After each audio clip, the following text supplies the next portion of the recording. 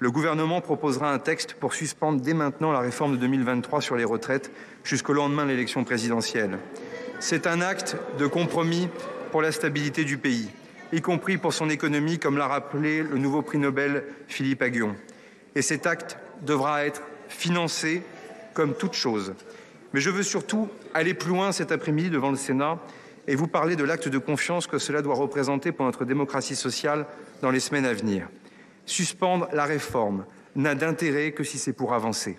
J'ai donc proposé dans les semaines qui viennent une grande conférence sur les retraites mais aussi le travail avec les organisations syndicales et patronales mais aussi les meilleurs experts.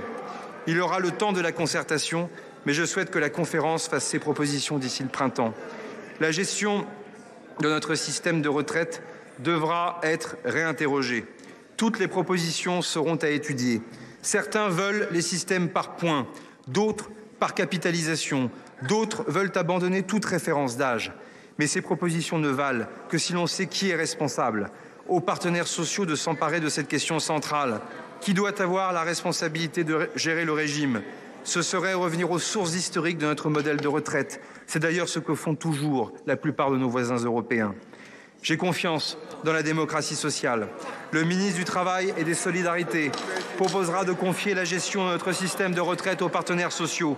C'est une conviction profonde que je partage avec le ministre. Faire confiance a porté ses fruits dans de nombreux domaines. C'est notamment le cas allergique Arco.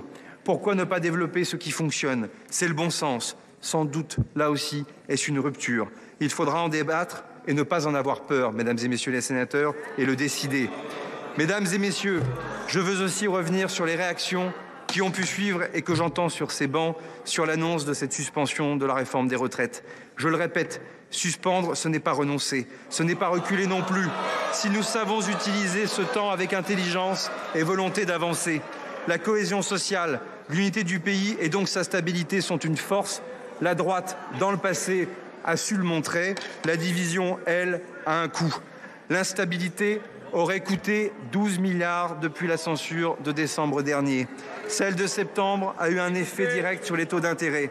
Les agences de notation l'ont dit clairement. Le Haut Comité des finances publiques a évalué le coût de l'incertitude politique à 0,7% de croissance. Ces données s'imposent sur tout le monde.